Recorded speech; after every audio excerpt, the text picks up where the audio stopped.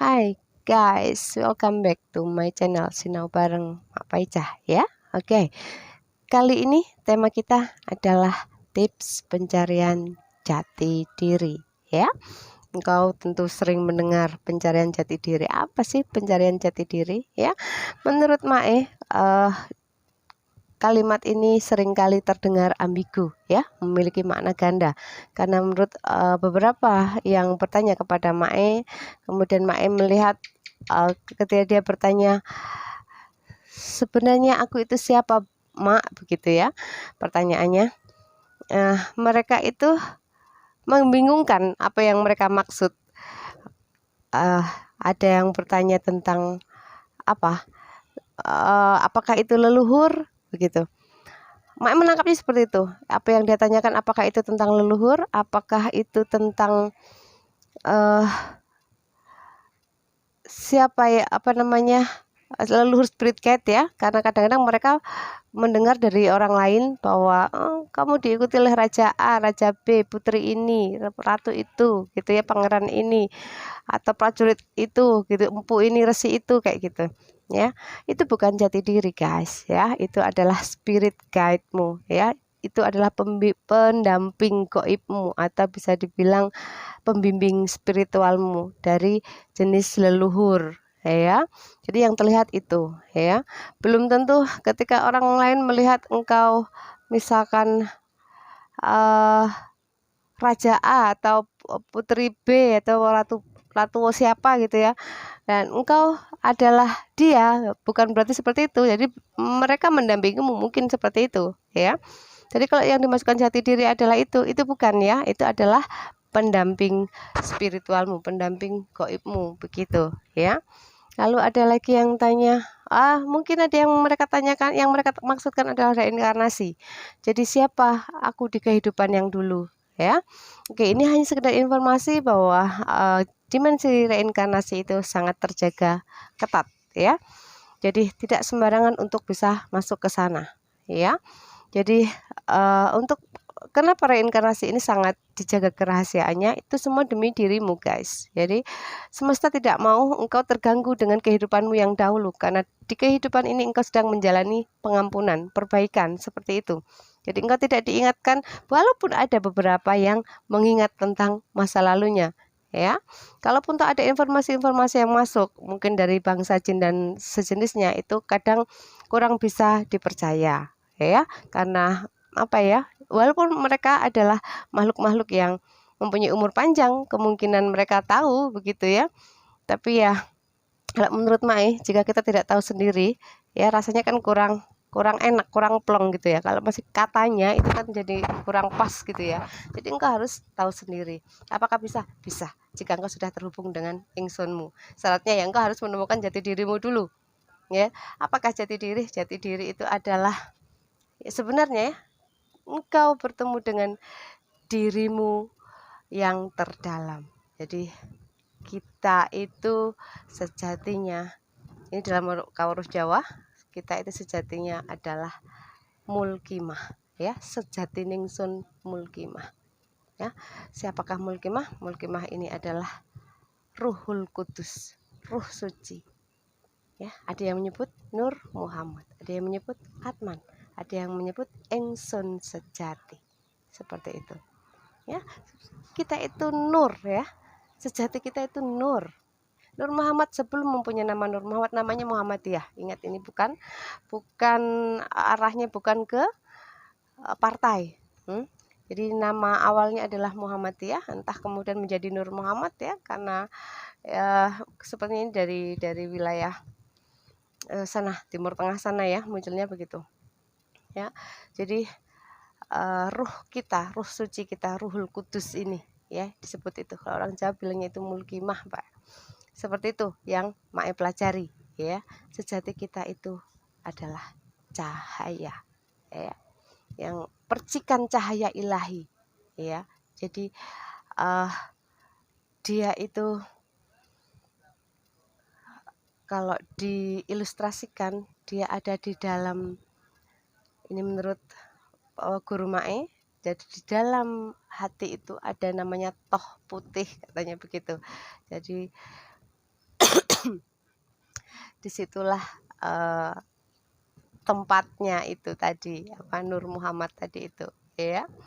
Ya.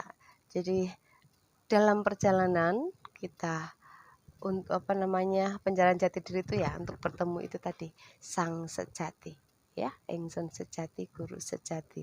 Kalau mengikuti pewayangan, engkau tahu lakon Dewa Ruci ya, artinya ruci itu ruhi begitu ya. Jadi wujudnya ya diri kita namun kecil ya, makanya kenapa ada yang di spiritual barat mengatakan inner child ya, diri kita yang terdalam, yang child, yang apa namanya diri polos kita ya, inner child gitu. Terus ada lagi apa higher self ya, diri kita yang tertinggi mungkin begitu ya. Itu sebagai penghubung dengan semesta ya. Makanya ketika engkau sudah menemukan itu, engkau sudah terhubung dengan semesta, maka apapun engkau bisa ketahui ya. Lalu apa lagi tentang pencarian jati diri? Oh, caranya ya.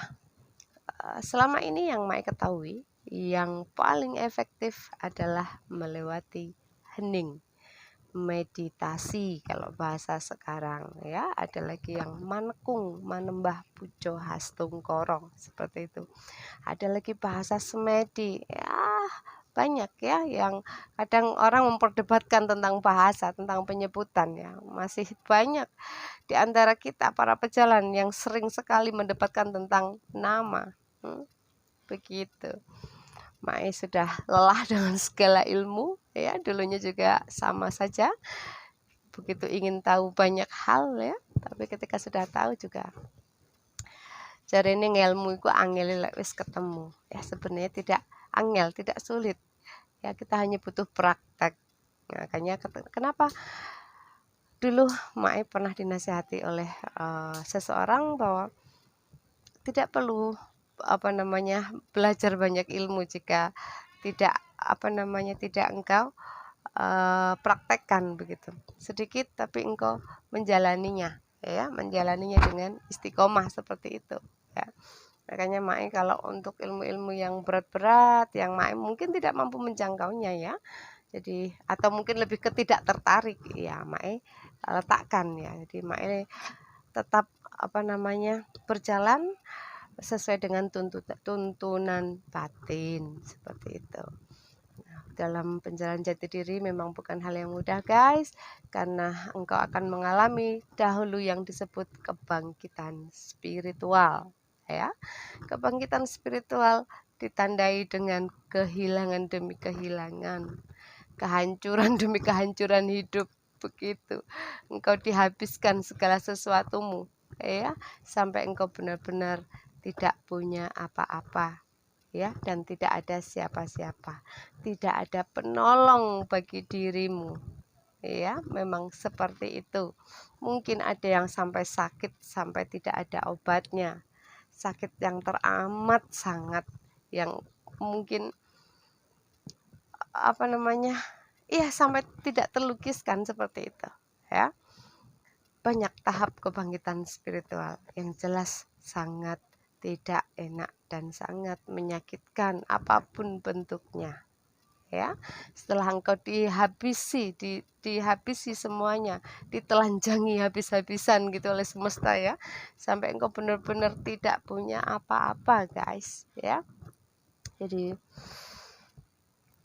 disitulah engkau kemudian baru terbuka kesadaranmu satu persatu ya, satu persatu hijabmu mulai terbuka dan engkau bisa melihat luas semesta ya.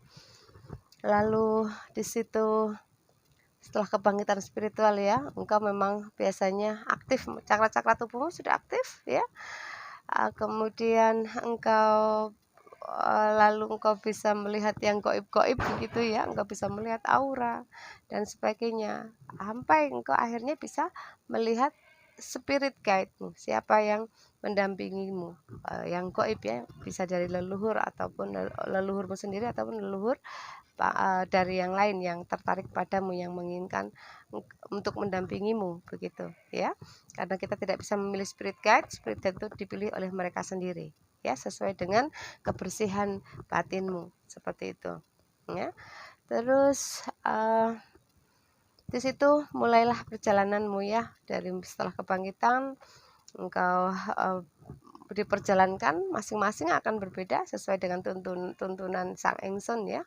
Nah, di situ engkau akan belajar banyak hal hingga engkau mencapai pencerahan. Biasanya adalah engkau lebih bijak ya, engkau netral seperti itu ya. Tapi itu prosesnya tidak mudah guys, sangat berat ya. Dan jika engkau sudah bisa melewatinya, maka selamat untukmu, karena jarang sekali yang sampai puncak ya. Banyak yang berjatuhan karena dia mungkin sudah agak sakti gitu ya, bisa melihat ini, bisa melihat itu, bisa berkomunikasi dengan ini, dengan itu, yang gaib ya, yang kasat mata begitu ya. Kemudian dia ya namanya juga perjalanan yang sangat licin, maka banyak yang terjatuh biasanya ya. Tipsnya adalah jangan berhenti di satu tempat ya, jangan kerasan di satu posisi, berjalanlah terus ya. Jangan pedulikan orang gaib atau gaib memanggilmu raja ini, ratu ini, no. Engkau boleh menerimanya ya, tapi engkau tidak harus mengiyakannya ya. Jadi akhirnya di situ engkau berhenti biasanya di situ. Kemudian kau jadi ratu-ratuan begitu mungkin ya, atau raja-rajaan. Engkau merasa tinggi hati ya. Di situ disitulah namanya mogol.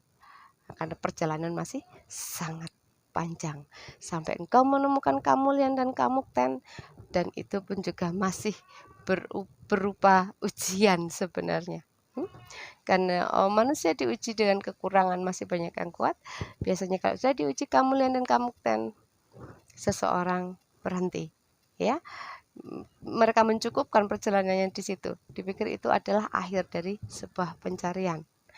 Sebenarnya kita masih ada perjalanan selanjutnya lagi, maka kuatkan mental, kuat batin, kuat ilmu memang ya, kuat ekonomi seperti itu. Praktek langsung ya, yang dinamakan topong rame katanya kawruh, ilmu kawruh ya, topong rame. Engkau menjadi manfaat bagi banyak orang, tapi engkau juga tidak meninggikan dirimu dengan menjadi dengan embel-embel nama besarmu. Nah, biasanya kalian di posisi itu akan punya banyak gelar ya, gelarmu banyak, sabrek, mungkin seperti itu ya. Namun engkau tidak boleh tetap kerasan di situ. Engkau harus melakukan perjalanan terus ke dalam dirimu ya, sampai engkau benar-benar bertemu dengan Engsonmu ya. Dan disitulah engkau tahu jalan untuk kembali pulang ya. Itu yang dumati. Engkau harus menyelesaikan sangkanmu, kemudian engkau tahu paranmu dan dumatimu. Bukan hal yang mudah, hanya sekedar hal yang mudah untuk dikatakan, tapi sulit untuk dijalankan. Namun engkau bisa ya. Cukup segitu ya, ini pengantar ya, pengantar tapi panjang ya. Mae lagi mood untuk bikin ini ya. Terima kasih sudah menonton. Nanti kita lanjutkan kapan-kapan jika ada masih ada mood lagi begitu ya guys ya. Terima kasih, selamat siang selalu untuk kalian semua. Bye bye.